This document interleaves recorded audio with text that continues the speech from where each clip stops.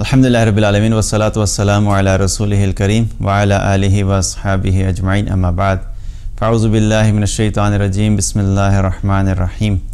رب اشرح لی صدری ویسر لی امری واحلل عقدۃ من لسانی یفقہوا قولی۔ ہم سب لوگوں کے لیے ایک بہت اہم چیز کیا ہے کہ ہماری مغفرت ہو جائے، اللہ ہمیں معاف کر دے۔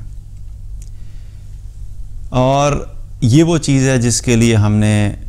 رمضان کے اندر جو عبادات بھی کیں، اس کا ایک مقصد یہ تھا کہ اللہ ہم سے راضی ہو جائے اور اللہ ہمیں معاف کر دے،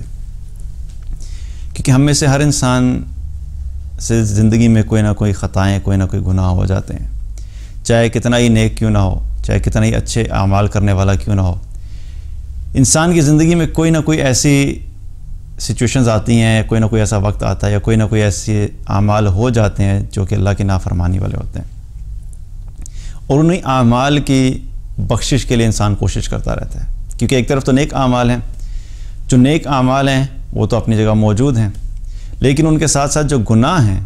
انسان کو وہ گناہ جو ہوتے ہیں ان کے بارے میں انسان مستقل ڈاؤٹس میں رہتا ہے اور فکر میں رہتا ہے کہ اگر وہ گناہ معاف نہ ہوئے تو میرے ساتھ کیا ہوگا۔ اور انہی گناہوں کو معاف کرنے کے لیے ہم اللہ سے کیا کرتے ہیں، ہم دعائیں کرتے ہیں،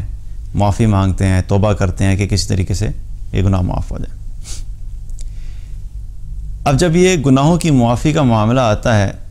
تو انسانوں کے مختلف رویے ہوتے ہیں، مختلف سوچ ہے، مختلف مائنڈ سیٹس ہوتے ہیں۔ مسلمانوں کی بات کر رہا ہوں، ایک مائنڈ سیٹ یہ ہوتا ہے کہ آپ چاہے توبہ کریں یا نہ کریں، اللہ غفور الرحیم ہے، اللہ سارے گناہ معاف کر دے گا۔ ایک یہ مائنڈ سیٹ ہے، یہ ایک ایکسٹریم۔ دوسری ایکسٹریم کیا ہے کہ میں جتنی مرضی توبہ کروں، ہم تو اتنے گناہ گار ہیں، ہمارے تو اتنے گناہ ہیں، اللہ نے ہمیں معاف نہیں کرنا۔ یہ دوسری ایکسٹریم۔ اور یہ جو ایکسٹریم ہے، یہ دونوں ایکسٹریمز خطرناک ہیں۔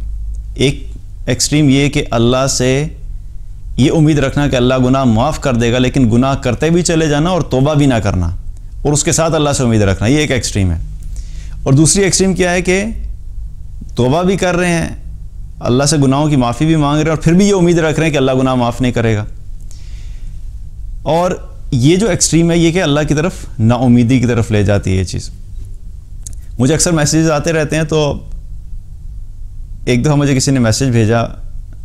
فیس بک پہ کہ میں تو بہت گناہ گار ہوں، اور قرآن کی آیت بھیجی، اور آیت کا ساتھ ترجمہ بھی تھا، اور وہ آیت مجھے ایگزیکٹ اس وقت یاد نہیں ہے،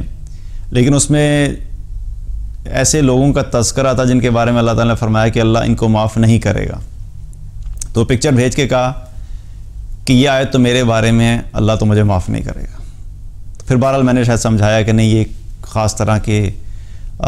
پس منظر میں جو آیت تھی اس کے بارے میں بتایا۔ پھر کچھ عرصے کے بعد ایک اور میسیج آ گیا، اور وہ آیت تھی جو منافقین کے بارے میں تھی، جس میں اللہ تعالیٰ نے فرمایا نبی صلی اللہ علیہ وسلم کو کہ آپ اگر ان کے لیے دعا کریں، چاہے 70 دفعہ بھی آپ ان کی مغفرت کی دعا کریں، تو اللہ تعالیٰ نے کیا فرمایا کہ ان کو اللہ معاف نہیں کرے گا۔ تو وہ میسیج بھیج دیا کہ یہ تو آیت ہے، اور اس میں تو اللہ تعالیٰ نے کہا کہ مغفرت کی دعا بھی کریں گے تو اللہ معاف نہیں کرے گا، تو میری تو بخشش نہیں ہو سکتی۔ تو یہ ایک مائنڈ سیٹ ہے، اور یہ اس طرح کے بہت سے لوگ ہیں جو سمجھتے ہیں کہ ہم چاہے جتنی مرضی توبہ کریں، اللہ سے معافی مانگیں، ہماری معافی نہیں ہونی۔ تو بہرحال پھر میں نے وہ سمجھایا کہ یہ جو اس وقت کے منافقین کے لیے خاص آیت ہے جن کے بارے میں اللہ تعالیٰ نے فرمایا، لیکن عمومی طور پہ جو عام آج کے دور میں اگر کوئی شخص سمجھتا ہے کہ میرے اندر نفاق ہے اور میں منافقت والے اعمال ہیں، اور اس کو یہ ریئلائز ہو جاتا ہے اور وہ توبہ کرتا ہے، تو اس کی توبہ قبول ہو جائے گی۔ بہرحال تو یہ بات تھی کہ کیا ہے کہ اللہ معاف نہیں کرے گا۔ اس کے پیچھے کئی وجوہات ہوتے ہیں کہ انسان اس مائنڈ سیٹ میں کیوں جاتا ہے۔ سب سے پہلی وجہ کیا ہوتی ہے کہ علم کی کمی، کہ انسان کو دین کا علم نہیں ہوتا، اللہ کے بارے میں علم کا ہونا، اللہ کی رحمت کے بارے میں پتہ ہونا کہ اللہ سبحانہ تعالیٰ جو ہے کتنا رحمان ہے، کتنا رحیم ہے، کس بات پہ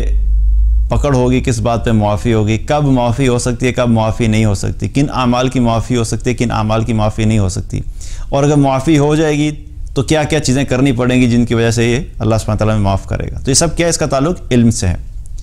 تو ایک تو ہے علم کی کمی، اور دوسرا کئی دفعہ کیا ہے کہ جب ہم قرآن پڑھتے ہیں، اور جو کہ ہمیں پڑھنا چاہیے اور تلاوت بھی کرنی چاہیے اور سمجھ کے بھی پڑھنا چاہیے، لیکن پڑھنے کے ساتھ ساتھ جب ہم صرف خود ترجمہ پڑھتے ہیں اور اس کی صحیح کسی اہل علم سے اس کے ہم رابطے میں نہیں رہتے اور پوچھتے نہیں رہتے، کلیریفائی نہیں کرتے، تو کیا ہوتا ہے کہ وہ کنفیوژنس بڑھ جاتی ہیں. اور کئی دفعہ ہوتا ہے کہ آدھی آیت پڑھی اور اس کے اوپر ہی اپنا ایک ذہن بنا لیا اور خود ہی کنکلوژن نکال لیا کہ اس کے اندر اللہ تعالیٰ کیا فرما رہا ہے. مثال کے طور پہ سورہ فرقان میں اللہ تعالیٰ نے ایک جگہ پہ 3 بڑے گناہوں کا ذکر کیا. والذین لا يدعون مع اللہ الہا آخر ولا يقتلون النفس التي حرم اللہ الا بالحق ولا يزنون. یہ 3 بڑے گناہ ہیں. اللہ تعالیٰ نے شرک کا ذکر کیا، قتل کا ذکر کیا اور زنا کا ذکر کیا. یہ ہمارے دین کے اعتبار سے بڑے گناہ ہیں، بلکہ اکبر الکبائر میں سے ہیں. اور ایسے لوگوں کے بارے میں اللہ تعالیٰ نے کیا فرمایا؟ وَمَن يَفْعَلْ ذَلِكَ يَلْقَ أَثَامًا. جو کوئی بھی ان اعمال کو اختیار کرے گا، یہ عمل کرے گا، وہ اس کی سزا بھگتے گا. اب یہاں سے کیا پتہ لگتا ہے کہ کسی نے شرک کیا یا زنا کیا یا قتل کیا یا تینوں کام کر دیے تو وہ سزا بھگتے گا ہی بھگتے گا. اور کوئی شخص اتنا آیت کا حصہ اٹھا لے اور کہ بس دیکھیں جی مجھ سے تو شرک ہو گیا، اب چونکہ شرک ہوا تھا تو میری تو معافی نہیں، یا زنا ہو گیا تھا میری تو معافی نہیں. اب اتنا جب آیت کا حصہ اٹھایا جائے گا تو ظاہری بات ہے کہ ایک مائنڈ سیٹ کریٹ ہو جائے کہ بس آپ نے زندگی میں اگر ایک دفعہ یہ گناہ کر دیا تو اب آپ کی بخشش ہو ہی نہیں سکتی، آپ جو مرضی کرتے رہیں، کیونکہ اللہ نے کہا کہ اب تو تمہیں سزا ملے گی ملے گی. لیکن اگر ہم آگے جائیں آیات میں تو اللہ سبحانہ تعالیٰ نے پھر آگے جا کے ایکسیپشن کا ذکر کیا کہ ہاں یہ گناہ ہوئے ہیں تم سے، لیکن ایک منٹ ٹھہرو،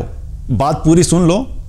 الا سوائے اس کے. اب اللہ تعالیٰ نے کیا کہ اللہ نے آگے بتا دیا کہ ٹھیک ہے یہ گناہ ہو گئے، لیکن الا من تاب وآمن وعمل عملا صالحا فاولئک یبدل اللہ سیئاتہم حسنا. اللہ تعالیٰ نے فرما دیا کہ ہاں سوائے اس کے کہ جو لوگ ایمان لے آئیں، نیک اعمال کرنے لگ جائیں، اور جو لوگ توبہ کریں، ایمان لے آئیں اور نیک اعمال کرنے لگ جائیں، تو اللہ سبحانہ تعالیٰ نے کیا فرمایا کہ اللہ تعالیٰ ان کے گناہوں کو نیکیوں سے تبدیل کر دے گا. تو یہ کیا اب یہ پوری انڈرسٹینڈنگ آ گئی. جب ہم علم نہیں ہوتا ہمارے پاس اور ہم خود کوشش کرتے ہیں اور وہ بھی ادھورا پڑھتے ہیں تو پھر کنفیوژن اور بڑھ جاتی ہے. تو پہلی چیز کیا ہے کہ انسان کے اندر یہ فیلنگ کب آتی ہے کہ اللہ مجھے معاف نہیں کرے گا؟ اس کا تعلق کیا ہے کہ علم کی کمی سے ہے. کہ جب انسان کو علم نہیں ہوتا تو انسان کے اندر یہ فیلنگ جو ہے بڑھنا شروع ہو جاتی ہے کہ میری معافی نہیں ہو سکتی. کیونکہ یاد رکھیں کہ اللہ سبحانہ تعالیٰ بڑا رحمان اور بڑا رحیم ہے، معاف کرنے والا ہے، بڑے سے بڑے گناہوں کو معاف کر دیتا ہے. لیکن اس معافی کے لیے اللہ نے توبہ کی ایک شرط رکھی ہے، لازمی شرط توبہ ہے. توبہ کے بغیر اگر انسان کوئی امید رکھے تو وہ جہالت ہے. اور اس چیز کا ذکر اللہ تعالیٰ نے بہت جگہ پہ بھی کیا. ایک تو یہ آیت ہوگی، اس کے علاوہ احادیث میں بھی اللہ سبحانہ تعالیٰ کے جو ہے وہ اپنے بندے کے ساتھ جو معاملات ہیں ان کا ذکر آتا ہے. تو اللہ ہمیں معاف کر دے گا، اس کے بارے میں 2 چیزوں کا ذہن میں رکھنا بہت ضروری ہے. پہلی چیز کیا ہے کہ اللہ کے ساتھ اپنا گمان درست کرنا، اللہ سے امید، اللہ سے جو ایکسپیکٹیشن ہے، اللہ کے ساتھ ایک پازیٹیو ایکسپیکٹیشن رکھنا اور ایک ہوپ رکھنا کہ اللہ سبحانہ تعالیٰ گناہوں کو معاف کر دے گا. یہ بہت امپورٹنٹ ہے. اگر آپ کا مائنڈ سیٹ ہی بالکل نیگیٹو ہے اور آپ نے اپنا ایک مائنڈ سیٹ بنایا کہ اللہ معاف نہیں کرے گا، تو یاد رکھیں پھر کیا ہے، پھر اللہ سبحانہ تعالیٰ اپنے بندے کے گمان کی طرح ہی اس کے ساتھ معاملہ کرتا ہے. کیونکہ حدیث میں آتا ہے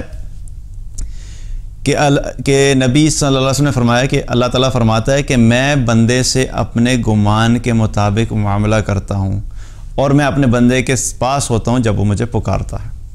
تو پہلی چیز کیا ہے کہ ہماری اللہ کے ساتھ جو گمان ہے، اللہ کے بارے میں سوچ ہے، ہمیں اس کو درست کرنے کی ضرورت ہے، ہمیں اس کو پازیٹیو کرنے کی ضرورت ہے. اللہ معاف کر دے گا، اللہ غفور رحیم ہے، اللہ رحمان ہے، اللہ رحیم ہے. اللہ سبحانہ تعالیٰ جب بہت سے گناہگاروں کو معاف کر سکتا ہے تو مجھے بھی معاف کر سکتا ہے. جب اللہ تعالیٰ 100 قتل کرنے والے کو معاف کر سکتا ہے تو مجھے بھی معاف کر سکتا ہے. تو یہ کیا ہے، اللہ سے ایک پازیٹیو امید کا رکھنا، یہ پہلی چیز ہے، بہت امپورٹنٹ ہے. اور یہی امید ہے جس کے بارے میں پھر ایک اور حدیث میں آتا ہے، اللہ کے رسول صلی اللہ علیہ وسلم نے فرمایا، حدیث قدسی ہے کہ اللہ تعالیٰ فرماتا ہے کہ اے میرے بندے، جب تک تو مجھے پکارتا رہتا ہے اور مجھ سے اچھی امید رکھتا ہے اور تو مجھ سے بخشش طلب کرتا رہتا ہے تو میں تجھے معاف کرتا رہوں گا، چاہے تیرے کیسے اعمال بھی ہوں، مجھے اس کی کوئی پرواہ نہیں۔ پہلی چیز کیا؟ کہ اللہ کو پکارتے رہنا، کہ معافی مانگتے رہو، چھوڑنا نہیں ہے معافی مانگنا۔ زندگی میں کسی سٹیج پہ بھی آ کے انسان نا امیدی کی وجہ سے چھوڑ دے یا اوور کانفیڈنس کی وجہ سے چھوڑ دے۔ کئی دفعہ انسان توبہ اس وجہ سے نہیں کرتا کہ وہ نا امید ہو جاتا ہے کہ نہیں میری توبہ قبول ہی نہیں ہوتی، اس لیے توبہ کرو یا نہ کرو کوئی فرق نہیں پڑتا، بس اپنی زندگی گناہوں میں ہی گزارتے رہو۔ اور کئی دفعہ کیا ہوتا ہے کہ شیطان انسان کو دوسری طرف سے آ کے ٹریپ کرتا ہے۔ وہ جو نیک لوگ ہوتے ہیں، جو تھوڑی عبادات کرنے والے ہوتے ہیں، ان کو آ کے یہ بتاتا ہے کہ تم تو اچھی خاصی باتیں کرتے ہو، تم تو نمازیں بھی پوری پڑھتے ہو، قرآن بھی پڑھتے ہو، ذکر اذکار بھی کرتے ہو، دین کی دعوت کا کام بھی کر رہے ہو، سنت کے مطابق زندگی بھی بسر کر رہے ہو، تمہارے معاملات بھی ٹھیک ہیں، تو تم سے تو گناہ ہوا ہی نہیں، تو تمہیں توبہ کرنے کی کیا ضرورت ہے؟ تو یہ کیا ہے؟ دوسری طرف سے اٹیک کرتا ہے۔ تو یہ کیا ہے کہ اللہ سبحانہ وتعالیٰ کیا فرما رہا ہے کہ میرا بندہ جب مجھے پکارتا رہتا ہے اور مجھ سے اچھی امید رکھتا ہے، یہاں پہ بھی کیا فرمایا کہ مجھ سے اچھی امید رکھتا ہے کہ جب میرا بندہ پکارے گا تو تم یقین رکھو، امید رکھو کہ میں تمہارے گناہوں کو بخش دوں گا۔ اور یہاں پہ اللہ تعالیٰ نے کیا فرمایا کہ تمہارے گناہ جیسے بھی ہیں میں اس کی پرواہ نہیں کروں گا، یعنی جتنے مرضی گناہ تم لے کر آؤ، مجھے اس کی پرواہ نہیں ہے کہ تم میرے پاس آؤ کہ بھئی یہ 100 گناہ ہیں اور 100 میں سے آپ یہ 50 معاف ہو جائیں گے، 50 نہیں۔ اللہ سبحانہ تعالیٰ کیا فرما رہے کہ جیسے بھی تمہارے گناہ ہوں گے میں تمہیں معاف کر دوں گا، اور مجھے اس چیز کی کوئی پرواہ بھی نہیں ہے، یعنی میں معاف کر بھی دوں گا، اس سے مجھے کوئی فرق نہیں پڑے گا، مجھے اس چیز کی کوئی پرواہ نہیں کہ تم کتنے گناہ لے کے آئے تھے، تم نے مجھ سے توبہ کی، مجھ سے گناہوں کی معافی مانگی، میں تمہیں معاف کر دوں گا۔ اور پھر آگے کیا فرمایا کہ اے میرے بندے، اگر تیرے گناہ آسمان کی بلندیوں تک پہنچ جائیں اور تو مجھ سے توبہ معاف کرے تو میں وہ سارے گناہ معاف کر دوں گا۔ آسمان کی بلندی تک پہنچ جائیں اور تو مجھ سے بخشش طلب کرے تو میں تیرے سارے گناہوں کو معاف کر دوں گا۔ اور پھر آگے کیا فرمایا؟ اے میرے بندے، اگر تو میرے پاس زمین بھر گناہ لے کر آ، لیکن اس حال میں میرے پاس آ کہ تو نے میرے ساتھ کسی کو شریک نہیں ٹھہرایا، تو میں تیرے پاس زمین برابر بخشش لے کر آؤں گا۔ زمین برابر گناہ، اب ساری زمین کا آپ امیجن کریں کہ کوئی شخص اتنے گناہ کرے کہ پوری زمین گناہوں سے بھر دے، وہ کتنے گناہ ہوں گے؟ اس کا امیجن نہیں کیا جا سکتا کہ زمین پوری بھر دی جائے، آسمان تک گناہ پہنچ جائیں۔ تو اللہ سبحانہ تعالیٰ کیا فرما رہا ہے کہ اتنے گناہ تو لے کر آئے گا، یعنی جتنے گناہ تو لے کے آئے گا اور میرے پاس آئے گا اور توبہ کرے گا، میں اتنی بخشش کے ساتھ تیرے ساتھ پاس آؤں گا۔ مطلب کہ ایسے ہی ہے کہ کوئی شخص کسی کے پاس جائے اور ایک جو کچرے کا بیگ ہے، 10 کلو کچرا لے کے کسی کو پکڑائے اور وہ اس کے بدلے میں اس کو 10 کلو سونا دے دے، تو کتنی عجیب سی بات لگتی ہے نا کہ ہم تو کچرا لے کے جا رہے ہیں اللہ کے پاس کہ ہمارے گناہ ہی گناہ ہیں، تو اللہ سبحانہ تعالیٰ اس کچرے کے بدلے میں کیا کہتا ہے کہ میں تمہارے سارے گناہوں کو معاف کر دوں گا، آ کے میرے سے بخشش طلب کرو۔ لیکن یہاں پہ اللہ تعالیٰ نے کیا ایک شرط لگائی، اس حال میں آؤ کہ تم نے شرک نہ کیا ہو، کیونکہ انسان جتنا مرضی نیک ہو، نمازیں پڑھتا ہو، روزے رکھتا ہو، ذکر کرتا ہو، تہجد پڑھتا ہو، اچھے اخلاق والا ہو، صدقہ کرتا ہو، غریبوں کی مدد کرتا ہو، والدین کے ساتھ اچھا سلوک کرتا ہو، سنت کے مطابق زندگی گزارتا ہو، لیکن لا علمی کی وجہ سے کچھ ایسے اعمال کرتا ہے جن کا تعلق شرک سے ہے مسلمان، لیکن اپنی لا علمی کی وجہ سے کچھ ایسے اعمال میں پڑ گیا جن کا تعلق شرک سے ہے، اور وہ یہ سمجھتا رہے کہ میں تو بڑا نیک پارسا ہوں۔ یہاں پہ اللہ تعالیٰ نے کیا بتا دیا کہ اس حال میں آؤ کہ تم نے شرک نہیں کیا ہو، اپنے آپ کو شرک سے بچا لو، اور اس کے علاوہ پھر جو بھی گناہ ہیں وہ تم ان گناہوں کے ساتھ آؤ گے، مجھ سے توبہ مانگو گے تو میں تمہاری توبہ کو قبول کر دوں گا۔ اس سے کیا پتہ لگتا ہے؟ ہمیں اپنی زندگی میں بہت احتیاط کرنی چاہیے کہ ہماری زندگی میں شرک نہیں ہو۔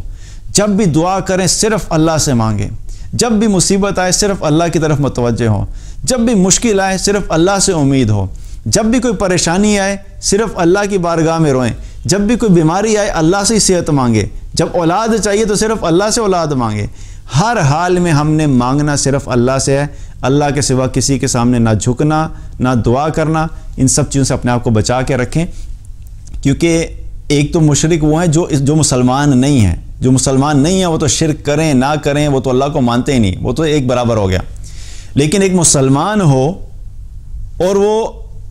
شرک کے بارے میں سمجھتا نہ ہو اور اللہ کے علاوہ کبھی کس کے در پہ جا کے مانگ رہا ہے، کبھی کس کے در پہ سجدے کر رہا ہے، یہ بڑا خطرناک معاملہ ہے کہ انسان کی ساری زندگی کے نیک اعمال انسان کی اپنی صرف اس غفلت اور لا علمی کی وجہ سے کیا ہے کہ انسان اللہ کی رحمت سے محروم ہو جاتا ہے اور اس کی کامیابی جو ہے ناکامی میں تبدیل ہو جاتی ہے۔ تو یہاں پہ بھی اللہ تعالیٰ نے کیا کہا کہ شرک نہیں کرنا، شرک کے علاوہ تم آ جاؤ میرے سے، جو گناہ میرے سے زمین برابر اگر تم گناہ لے کر آؤ گے تو میں تمہارے پاس زمین برابر بخشش لے کے آؤں گا۔ تو یہ اللہ کا معاملہ ہے اپنے بندے کے ساتھ۔ اسی طریقے سے تو اس سے کیا پتہ ہے کہ پہلی چیز کیا ہے کہ اللہ کے ساتھ گمان اچھا رکھنا۔ دوسری چیز جو ہمیں اپنے ذہن میں رکھنی چاہیے اس معاملے میں وہ یہ ہے کہ اللہ سبحانہ تعالیٰ انسان کے سارے گناہ معاف بھی کر دیتا ہے، نہ صرف معاف کرتا ہے بلکہ اللہ کو اپنے بندے کی توبہ کرنا وہ بڑا محبوب ہے، اللہ اس سے بڑا خوش ہوتا ہے۔ ایک حدیث میں آتا ہے نبی صلی اللہ علیہ وسلم نے فرمایا کہ اللہ تعالیٰ اپنے بندے کی توبہ سے کتنا خوش ہوتا ہے کہ کوئی ایسا شخص کہ جو جنگل میں ہو اور جنگل میں ہوتے ہوئے اس کی کوئی گمشدہ چیز اس کو مل جائے، اس چیز کے ملنے پہ اس شخص کو جتنی خوشی ہوتی ہے اللہ تعالیٰ کو اپنے بندے کی توبہ پہ اتنی خوشی ہوتی ہے۔ اور ایک روایت میں کیا آتا ہے کہ اللہ سبحانہ تعالیٰ اس سے بھی زیادہ خوش ہوتا ہے۔ اور ایک اور بڑی معروف حدیث ہے جو ہم سنتے بھی ہیں، اکثر بات بھی کرتے ہیں، لیکن میں اس کو تھوڑا سا امیجن کر رہا تھا، اس کو میں ویژولائز کر رہا تھا، تو اگر انسان ذرا غور سے سوچے تو انسان کے رونگٹے کھڑے ہوتے ہیں کہ اللہ سبحانہ تعالیٰ نے کیا معاملہ رکھا اپنے بندوں کے ساتھ۔ وہ حدیث کے اللہ تعالیٰ کیا فرماتا ہے کہ میرا بندہ جب میری طرف ایک بالشت بڑھتا ہے تو میں ایک ہاتھ بڑھتا ہوں، جب وہ میری طرف ایک ہاتھ بڑھتا ہے تو میں دو ہاتھ بڑھتا ہوں، اور جب میرا بندہ میری طرف چل کر آتا ہے تو میں اس کی طرف دوڑ کر آتا ہوں۔ اب ذرا آپ اس کو امیجن کریں، اکثر ہوتا ہے نا ہمارے دوست ہوتے ہیں بڑے قریبی دوست، آپ ذرا سوچیں کہ کوئی بہت قریبی دوست آپ کا تھا جس سے آپ کو بڑی محبت تھی، دن رات اس کے ساتھ اٹھنا بیٹھنا کھانا پینا گھومنا پھرنا ہر چیز اس کا شیئر کرنا، اور اتنی محبت تھی کہ آپ کو یہ محسوس ہوتا تھا کہ ایک دن بھی ایسا نہیں گزر سکتا کہ میں اس سے بات نہ کروں یا میں اس سے ملاقات نہ کروں۔ ایسی دوستیاں ہوتی ہیں، ایسے دوست ہوتے ہیں انسان کی لائف میں۔ اب آپ سوچیں کہ اس دوست کے ساتھ آپ کا کیا ہوا، کوئی مسئلہ ہو گیا، کوئی لڑائی ہوگی، کوئی آرگومنٹ ہو گیا، اب اس سے کیا ہو کہ آپ کی اس سے لڑائی ہوگی، وہ الگ ہو کے بیٹھ گیا، آپ اپنے الگ ہو کے بیٹھ گئے، اور آپ کو بھی غصہ ہے اس کو بھی غصہ ہے کسی بھی بات کے اوپر۔ اب آپ امید کر رہے ہیں جب انسان کی لڑائی ہوتی ہے نا تو پھر دونوں طرف دل میں ایک خیال چل رہا ہوتا ہے کہ شاید ابھی کال کرے گا، شاید ہو سکتا ہے ابھی میسج کر دے، ہو سکتا ہے ابھی دروازہ کھٹکھٹے اور وہ میں کھولوں اور سامنے کھڑا ہو، اس کو خیال آ جائے۔ تو دونوں یہی سوچ رہے ہوتے ہیں، یہ بھی یہی سوچ رہا ہوتا ہے کہ شاید اس کو خیال آ جائے، اور یہ بھی یہی سوچ رہا ہوتا ہے کہ شاید اس کو خیال آ جائے۔ اور میاں بیوی میں بھی ایسا ہی ہوتا ہے کہ جب لڑائی ہو جاتی ہے کبھی کسی بات پہ تو خاوند بیٹھا انتظار کر رہا ہوتا ہے،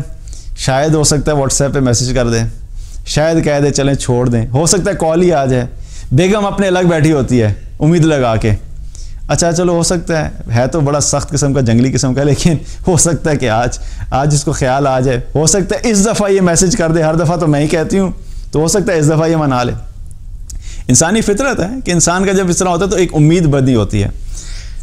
آپ سوچئے کہ اب جب یہ معاملہ ہوا تو اچانک کیا ہوا کہ چلیں مسئلہ حل ہونے لگا، اور آپ کسی ایسی جگہ پہ گئے کہ آپ کے سامنے آپ کا دوست آ گیا، اور اب آپ کو خیال ہے کہ چلو یار بات کو ختم کرتے ہیں، اور آپ اس کی طرف چلنے گئے کہ چلو ٹھیک ہے میں آگے بڑھ کے اس سے بات کر لیتا ہوں، اور اس کو بھی ریئلائز ہو گیا کہ یہ مجھ سے بات کرنے آ رہا ہے، اور وہ جب آپ کو چلتے ہوئے دیکھے تو وہ دوڑنا شروع کر دے آپ کی طرف، کہ دوڑ کے آئے اور آپ کو یوں گلے لگا لے کہ چلو ٹھیک ہے ختم کر دو۔ تو کیا زبردست لگتا ہے نا کہ آپ کو اس نے کتنی ویلیو دی کہ آپ نے ٹھیک ہے ایک قدم بڑھایا، لیکن وہ دوڑتے ہوئے آیا تو اس کا جو دوڑنے والا ہے، دوڑ کے آنا جو ہے وہ اس چیز کی دلیل ہے کہ وہ آپ سے زیادہ محبت کرتا ہے، اس لیے اس کے لیے آپ کا راضی ہونا زیادہ امپورٹنٹ تھا۔ اسی طریقے سے یہاں پہ کیا پتہ لگ رہا ہے کہ اللہ سبحانہ تعالیٰ کیا فرما رہا ہے کہ جب میرا بندہ میری طرف چل کے آتا ہے تو میں اس کی طرف دوڑ کے آتا ہوں۔ حالانکہ ہونا تو یہ چاہیے تھا کہ الٹا ہونا چاہیے تھا کہ اگر میرا بندہ میری طرف ایک قدم بڑھائے گا یا 2 قدم بڑھائے گا تو میں 1 بڑھاؤں گا، اگر وہ میری طرف دوڑ کے آئے گا تو میں چل کے آؤں گا۔ اور اگر اللہ سبحانہ تعالیٰ یہ نہ بھی کہتا تو وہ خالق کائنات ہے، وہ پوری کائنات کا بادشاہ ہے، اس کو ہمارے اعمال کی ضرورت نہیں ہے، اس کو ہماری توبہ کی ضرورت نہیں ہے۔ ہم جو مرضی کرتے رہیں، جتنے مرضی گناہ کریں، ساری دنیا کے لوگ مل کے بھی گناہ گار ہو جائیں تو اس کی عظمت، اس کی شان میں ذرہ برابر بھی کمی نہیں آتی۔ لیکن اس کے باوجود کیا ہے کہ جب ہم اللہ کی طرف بڑھتے ہیں تو اللہ کیا فرماتا ہے کہ میں اس کی طرف دوڑ کے آتا ہوں۔ اللہ دوڑ کے آ رہا ہے۔ اللہ کی رحمت، اللہ کی عظمت، اس سے پتہ لگتی ہے کہ اللہ سبحانہ تعالیٰ کی ذات کتنی رحمان اور رحیم ہے کہ ہم اتنے گناہ کریں اور گناہ کر کے جائیں۔ تو کئی دفعہ یہ بھی ہوتا ہے کہ جب آپ منانے کے لیے کسی کو جاتے ہیں نا تو مان بھی جائے نا اگر، تو وہ ایٹیچیوڈ کے ساتھ مانتا ہے۔ بیوی اگر خاوند کو منانے جائے نا کہ چلیں اچھا چھوڑیں، جو بھی بات ہوئی ختم کریں، تو وہ مان تو جائے گا لیکن پہلے وہ 2-3 طرح کے ایٹیچیوڈ دکھائے گا۔ نہیں، کوئی پہلی دفعہ تو نہیں ہوا، تم ہر دفعہ یہی کرتی ہو، پچھلی دفعہ بھی تم نے یہ کہا تھا کہ اب نہیں ہوگا، وہ سنائے گا 2-3، پھر اس کے بعد جا کے کیا ہوگا، نارمل ہو جائے گا۔ یہاں پہ جب ہم توبہ کر رہے ہیں، اللہ کی طرف بڑھے، تو اللہ تعالیٰ یہ نہیں کہتا کہ اچھا نہیں ہے، پہلے تم ایک کام کرو نا، تم 100 میٹر کی ریس لگا کے میرے پاس آؤ، اس کے بعد میں سوچوں گا کہ میں نے تمہیں معاف کرنا ہے کہ نہیں کرنا، پھر جب میں معاف کرنے کا سوچوں گا تو پھر دیکھوں گا کہ اب کیا کرنا ہے۔ یا اللہ سبحانہ تعالیٰ یہ نہیں کہہ رہا کہ تم توبہ کرو گے تو توبہ کرنے کے لیے چونکہ میں لائن میں میرے یہ کوئی 2 لاکھ بندے اور کھڑے ہوئے ہیں، پہلے میں ان کو بھگتا لوں، تم بھی پیچھے لا کے جا کے لائن میں کھڑے ہو جاؤ، جب تمہارا نمبر آئے گا پھر میں تمہاری توبہ سنوں گا۔ اللہ سبحانہ تعالیٰ سارے بندوں سے یہ کہہ رہا ہے کہ کوئی بھی بندہ اللہ کے سامنے جب توبہ کرتا ہے تو اللہ انتظار نہیں کراتا، اللہ سبحانہ تعالیٰ فوراً بندے کی توبہ کو قبول کرتا ہے اور اس کی توبہ پہ خوش بھی ہوتا ہے، اور خوش ہونے کے ساتھ ساتھ بلکہ اس سے کئی گنا آگے بڑھ کے اس کو اپنے قریب کرتا ہے کہ ٹھیک ہے تو واپس آ گیا، کوئی بات نہیں، پہلے جو ہوا اس کو چھوڑ دو، اب تم واپس پلٹ آئے ہو، اب تم نے گناہ نہیں کرنا، اب تم میری اطاعت والی زندگی گزار لو تو تمہاری میری دوستی ہوگی۔ تو یہ کیا ہے؟ یہ اللہ کی رحمت ہے اس شخص کے ساتھ کہ جو اللہ کے سامنے توبہ کرتا ہے۔ تو یاد رکھیے کہ مقصد بتانے کا کیا ساری بات کا کہ 2 چیزوں کو اپنے ذہن میں رکھنا۔ ایک تو کیا ہے کہ پہلی کوشش تو کیا ہے کہ گناہ ہو نہیں، لیکن اگر گناہ ہو گیا تو یقین رکھیں کہ اللہ سبحانہ تعالیٰ نے ہمارے توبہ کے دروازے کھلے رکھے ہوئے ہیں، توبہ کریں گے تو سچی توبہ پہ اللہ تعالیٰ سارے گناہوں کو معاف کر دیتا ہے۔ اور دوسری بات کیا ہے کہ اللہ کے ساتھ گمان ہمیشہ اچھا رکھیں، نا امید کبھی نہیں ہو۔ یہ نا امیدی جو ہے یہ شیطان کی طرف سے ہوتی ہے، اور شیطان مستقل انسان کو اللہ کی رحمت سے نا امید کرتا رہتا ہے تاکہ کسی طریقے سے یہ انسان نا امیدی کی حالت میں اس دنیا سے چلا جائے، اور جب نا امیدی کی حالت میں جائے گا تو اللہ کے ساتھ اس کی امید اچھی نہیں ہوگی، تو ظاہری بات ہے کہ اس کا خاتمہ بھی کیا ہوگا، اسی حساب سے ہوگا۔ اسی لیے خاص طور پہ کیا کہا جاتا ہے کہ انسان کو اپنی زندگی کے جو آخری دور ہیں، آخری دور کسی کو پتہ تو نہیں ہے کہ میرا دور کب آئے گا، لیکن جو لوگ ایک بزرگ والی ایج میں پہنچ چکے ہوتے ہیں، اس وقت جو بڑھاپے کی ایج میں پہنچ جاتے ہیں، اس وقت اللہ سے امید کا زیادہ ہونا یہ زیادہ ضروری ہے۔ انسان کو امید تو ساری زندگی رکھنی چاہیے، لیکن جب انسان بالکل بڑھاپے کے قریب ہوتا ہے تو وہ اپنی نیچرل ڈیتھ کے قریب ہوتا ہے کہ بس ٹھیک ہے، اب فطرتی طور پہ ایک عمر کا تقاضا ہے، 80 سال 90 سال، اب کسی ٹائم بھی جانے کا وقت آ جائے گا۔ اس وقت اللہ سے امید زیادہ ہونی چاہیے، کیونکہ اللہ تعالیٰ اپنے بندے سے اس کے گمان کے مطابق معاملہ کرتا ہے۔ اللہ تعالیٰ سے دعا ہے کہ اللہ تعالیٰ ہم سب کو گناہوں سے بچنے کی توفیق عطا فرمائے، اور اللہ سبحانہ تعالیٰ ہمیں دین کی صحیح فہم عطا فرمائے۔ اللہ تعالیٰ ہم سب کے ساتھ اپنی رحمت کا معاملہ کرے، ہمیں سچی توبہ کرنے کی توفیق عطا فرمائے، اور جب بھی ہم توبہ کریں اللہ تعالیٰ ہماری توبہ کو قبول کر کے ہمارے ساتھ اپنی رحمت کا معاملہ کرے۔ بارک اللہ علیہ ولکم۔ السلام علیکم ورحمۃ اللہ وبرکاتہ۔